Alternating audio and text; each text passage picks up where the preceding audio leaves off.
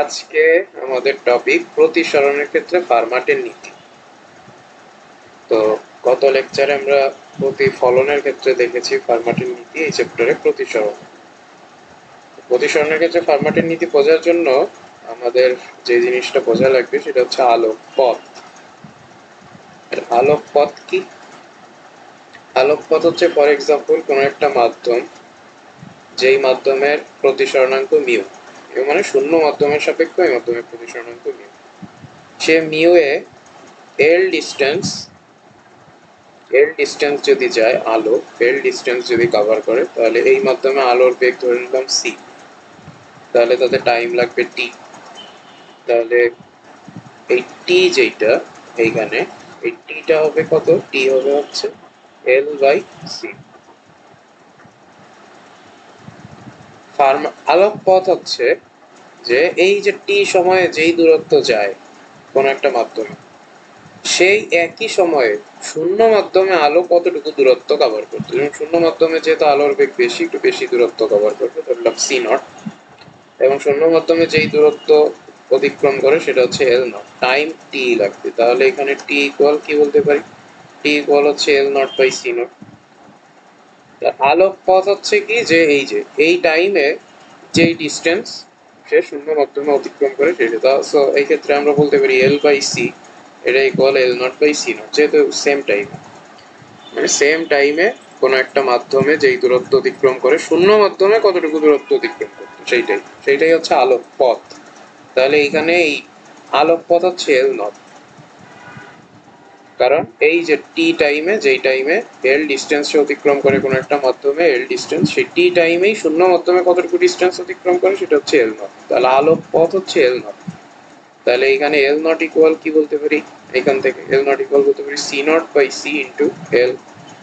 এখন C nought by C, এটা কিন্তু আমরা প্রতিসরণের লেকচারে দেখেছি যে সি নট বাই সি এটা হচ্ছে মিউ, শূন্য মাধ্যমের সাপেক্ষে ওই মাধ্যমের প্রতিসরণাঙ্ক মিউ, সেটা হচ্ছে শূন্য মাধ্যমের আলোর বেগ বাই ওই মাধ্যমের আলোর বেগ। তাহলে আমরা এল নট এটা ইকুয়াল বলতে পারি mu into L. That means কোনো মাধ্যমের আলোক পথ হবে সেই মাধ্যমের মিউ গুণের সমান। এইটা হচ্ছে আলোক পথ। আলোক পথ যদি এটা হয়, তাহলে এখন আমরা ফার্মাটের নীতি বুঝবো। প্রতিসরণের ক্ষেত্রে ফার্মাটের নীতি হচ্ছে যে কোন একটা বিন্দু এ থেকে বি তে যাবে, আলো এ থেকে বি তে যাবে প্রতিসরিত হয়ে, এ থেকে কোন একটা বিভেদ তলে কোন একটা মাধ্যমে প্রতিসরিত হয়ে এ থেকে বি তে যাবে, এবং এই যাওয়ার সময় সে যে আলোক পথ, তার যে আলোক পথটা হবে, সে আলোক পথটা হবে সর্বনিম্ন। তাহলে আমরা ধরলাম এই যে আমাদের একটা মাধ্যম, এটা আমাদের 1 নম্বর মাধ্যম, এবং এটা ধরলাম এটা আমাদের 2 নম্বর মাধ্যম, এবং এটা হচ্ছে আমাদের বিভেদ তল। 1 নম্বর মাধ্যমে একটা পয়েন্ট আছে এ পয়েন্ট, আর 2 নম্বর মাধ্যমে আরেকটা পয়েন্ট আছে, এটা ধরলাম বি পয়েন্ট। এখন এই পয়েন্ট থেকে বি পয়েন্টে কিভাবে যাবে? সে কোন একটা পাথে যাবে, ধরলাম সেই পথটা হচ্ছে এইটা, এবং এটা হচ্ছে অভিলম্ব, এটা আপতন কোণ আই, এটা হচ্ছে ডিরেকশন, এটা আপতন কোণ আই, আর এটা হচ্ছে প্রতিসরণ কোণ আর। তাহলে এই যে পথটা হবে, এটা হচ্ছে প্রতিসরণ কোণ আর। তাহলে এই যে পথটা হবে, এখানে এই আলোক পথটা হবে সর্বনিম্ন, মানে এইটুকু ডিস্টেন্স ধরলাম L1, এইটুকু ডিস্টেন্স ধরলাম L2। তাহলে এখানে L1 প্লাস L2 এইটা মিনিমাম হবে না, এখানে যে আলোক পথ আছে, যেমন 1 নাম্বার যে মাধ্যম, এই মাধ্যমের প্রতিসরণাঙ্ক শূন্য মাধ্যমের সাপেক্ষে মিউ1, আর 2 নম্বরের প্রতিসরণাঙ্ক মিউ2। তাহলে এই যে L1, এইটার আলোক পথ L নট অন যদি বলি, তাহলে সেটা হচ্ছে মিউ1 ইন্টু L1। আর এই যে L2, এটার যদি আমরা L নট 2 বলি, যে L নট 2, অর্থাৎ এই যে L2 এর ইকুইভ্যালেন্ট আলোক পথ কত, সেটা হবে L2 ইন্টু মিউ2। দ্যাট মিনস মিউ2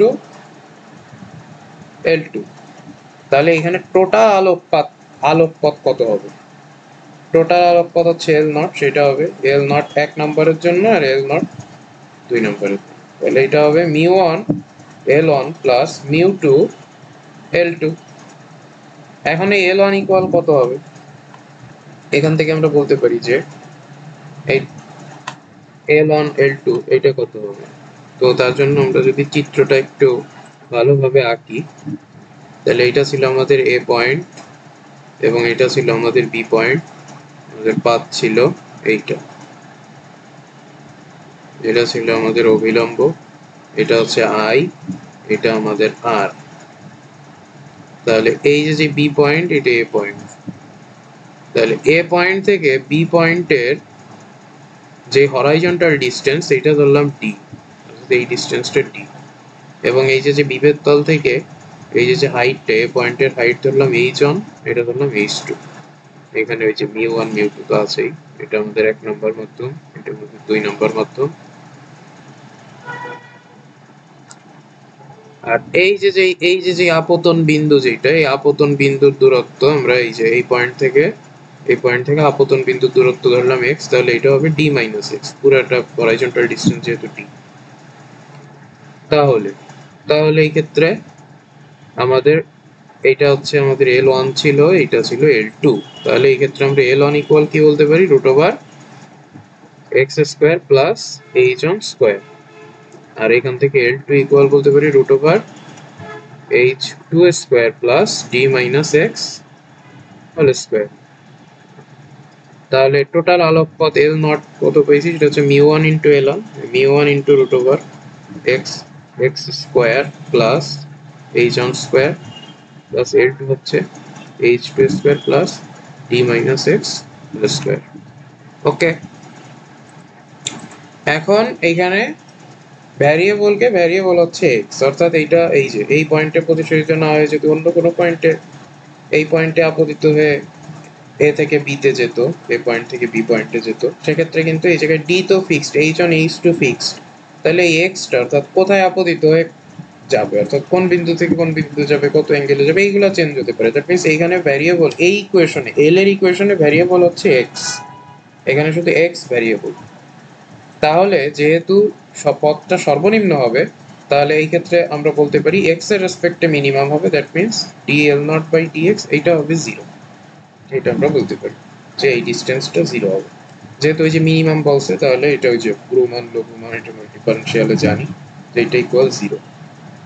তাহলে dl0/dx এটা 0। এবার যদি এটাকে ডিফারেনশিয়েট করি তাহলে এটা হবে μ1, উপরে এটাকে করলে 1/2 √x² plus h1 square into 2x plus এটাকে ডিফারেনশিয়েট করলে হবে 2 √h2² plus d - x whole square 2 into d - x এর আবার ডিফারেনশিয়েট করলে হবে -1, সাকসেসিভ ডিফারেন্সিয়েশন আমরা জানি, এবং এটা ইকুয়াল 0।